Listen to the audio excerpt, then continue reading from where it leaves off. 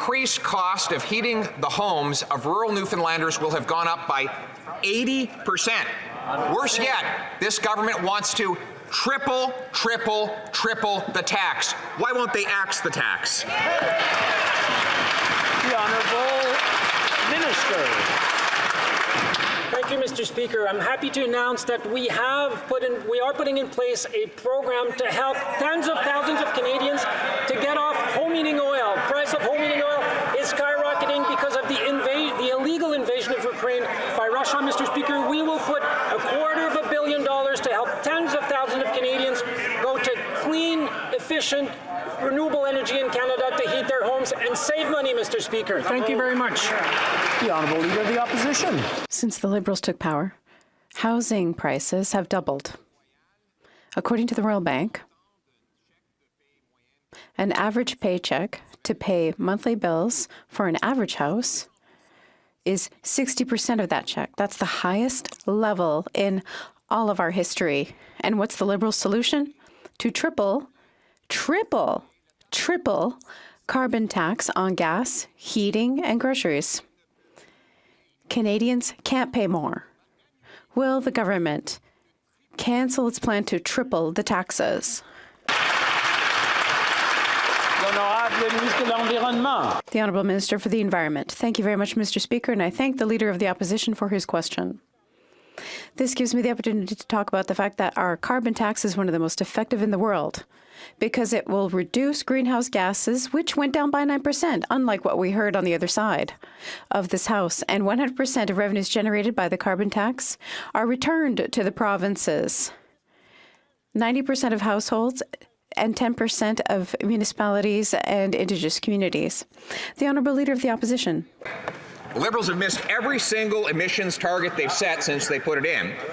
And according to the Parliamentary Budget Officer, the vast majority of Canadians are paying vastly more in carbon tax costs than they get back in rebates, a problem that's about to worsen as the government plans to triple the tax on gas, groceries, and heat.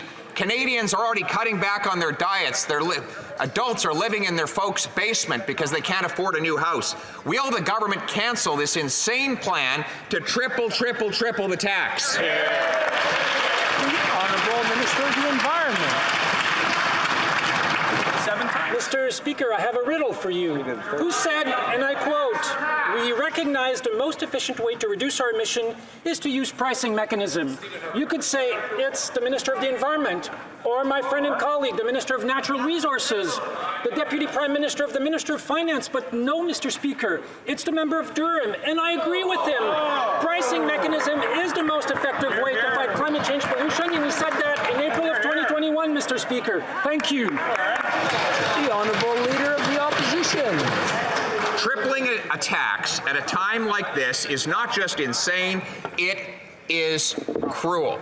And this is going to happen even in British Columbia. They have their own tax there, but the federal government, the costly coalition of the NDP and Liberals, want to force BC to triple its tax now, at a time when gas prices are $2.40 a litre. So once again, for the third time, will they cancel their plan to triple the tax? The Honourable Minister. Speaker, and I want to thank the Leader of the Opposition to allow me this opportunity to talk about the fact that they were getting there next time. Carbon pricing is good. Now, what they wanted to put in place is the principle of pay to pollute. That's not how we do this on this side of the House, Mr. Speaker. The principle is polluter pay, not pay to pollute. Next time when they flip-flop again on carbon pricing like they've done about 15 times in the last 10 years, pricing pollution is good and polluter pay principle. They need to go that extra step, Mr. Speaker. Thank you very much. The Honourable Leader of the Opposition. Well, there they go. They want to divide and distract. They attacked the little old lady living in rural Newfoundland, calling her a polluter for the crime of heating her home in February. According to the Liberal Premier of that province, after the forthcoming increase in the carbon tax, the increased cost of heating the homes of rural Newfoundlanders will have gone up by 80%. Worse yet, this government wants to triple the tax. Why won't they axe the tax? The Honourable Minister. Thank you, Mr. Speaker. I'm happy to announce that we are putting in place a program to help tens of thousands of Canadians to get off home heating oil. Price of home heating oil is skyrocketing because of the illegal invasion of Ukraine by Russia. Mr. Speaker, we will put $250 million to help tens of thousands of Canadians go to clean, efficient, renewable energy in Canada to heat their homes and save money, Mr. Speaker. Thank you very much. The Honourable Leader of the Opposition. Oh, great. Just what we need. A new government program to help us pay the cost of a government tax. Right? Don't worry if you live in the countryside of Atlantic Canada, where 40% of people now live in energy poverty after this government has been in power for 70 years. There's a new government program coming. So you need not worry about freezing in the dark as this new tax comes in. That's what they want people to believe. Canadians are not stupid. Canadians are not polluters. They have to heat their homes and travel in a big cold country. Will this government cancel its plan to triple?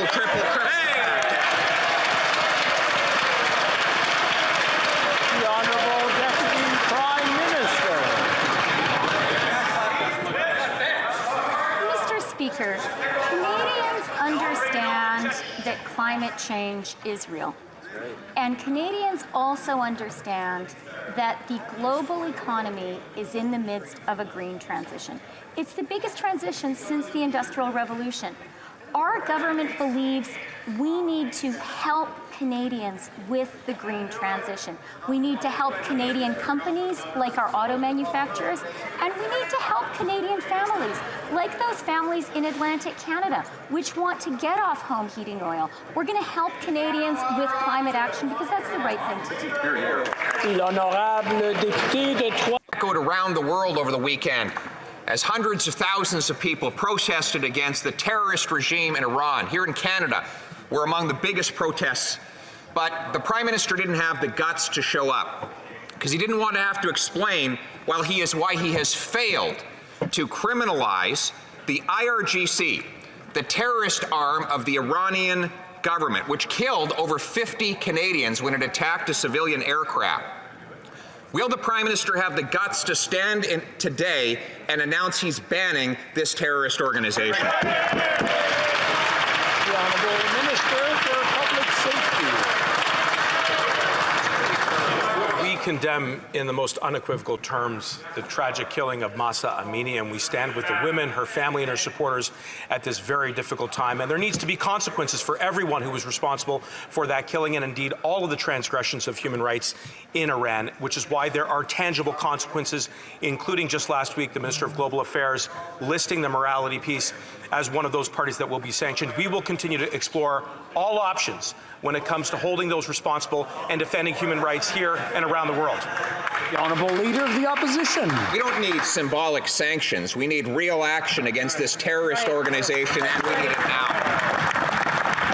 The minister says he's still exploring.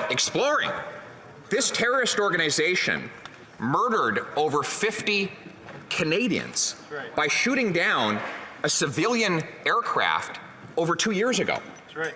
This government promised they would ban that terrorist organization not long after that. They still haven't done it. It is perfectly legal for that group to raise money, organize logistics on Canadian soil after it killed our people. What kind of Prime Minister fails to stand up for his own citizens after they've been murdered? Why won't he stand in his place today and ban this group? The Honourable Minister for Foreign Affairs.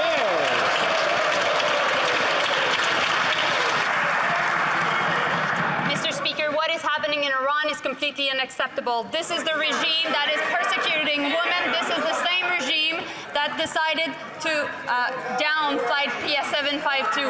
Therefore, we are sanctioning the RGC's core leadership. We are imposing new sanctions.